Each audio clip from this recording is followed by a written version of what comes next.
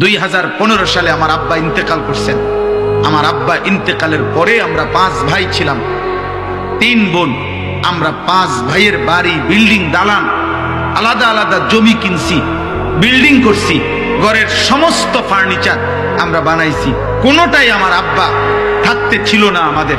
আমার আব্বা থাকতে আমরা সরকারি একটা লিজ ওয়ালা বাসায় আমার বাবার সাথে আমরা আব্বা মা সহ আমরা থাকতাম। আমরা সরকারি একটা লিজওয়ালা বাড়িতে ছিলাম, ভাঙ্গাচুঙ্গা একটা বাড়িতে ছিলাম। বাবার ওইখানে ইন্তেকাল হয়েছে। এরপরে আমরা আলহামদুলিল্লাহ বাবার মৃত্যুর পরে সব হয়েছে, বাবা লাগছে না, এই জন্য বিল্ডিং করতে আব্বা লাগে না,